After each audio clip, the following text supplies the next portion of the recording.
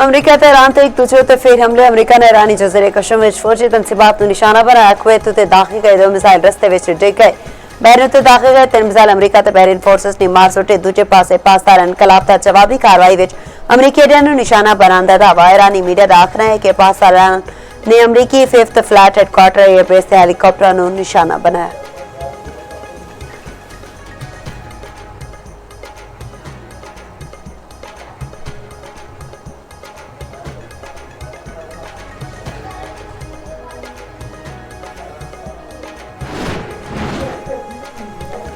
Iran नाल मुसलसल गलबात जारी है। तेहरान नूं मायदे दे हवाले नाल फैसला करना होवेगा। सदर ट्रंप ने मुज़ाकरात बंद होने दी खबरां नूं झूठ ते गुमराहकुन करार दे दिता।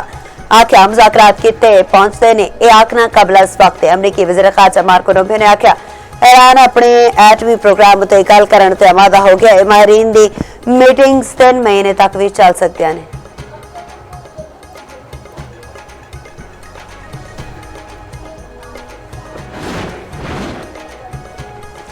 मुल्क के मुख्तलिफ इलाके विच किधरे हल्की किधरे तेज बारिश। लाहौर विच आंधी दे बाद बारिश ने गर्मी दा जोर तोड़ दिता। इस्लामाबाद मरी सरगोदा चनियोट ननकाना रहीम यार खान सादिकाबाद विच बदल चमके वसे मुख्तलिफ हादसात विच 2 अफराद जां बहक कई जख्मी। पेशावर एबटाबाद समेत खैबर पख्तूनख्वा विच भी आंधी दे कर चमकदार बारिश। कोटली आजाद कश्मीर विच ठंडी हवावां नाल बदल खुल के वसे।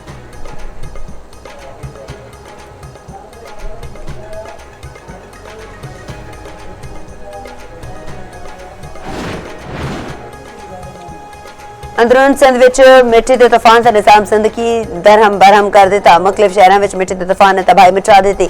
नवाबशाह ते किरदरवा विच मिट्टी के तूफान के बाद बारिश हुई। लड़काना दादू विच बारिश ते तूफानी हवावां ने बिजली का निजाम उड़ा के रख दिता। सक्कर शहजाद कोट पिडेदन ते ईद हैदराबाद विच भी तूफानी बारिश।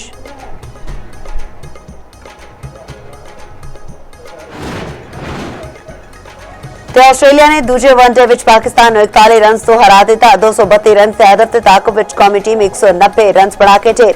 शादाब खान 71 रन से इनिंग्स भी कम ना आ सकी। 3 मैचों की सीरीज 1-1 नाल बराबर फैसला कुन मैच 4 जून नूं होवेगा।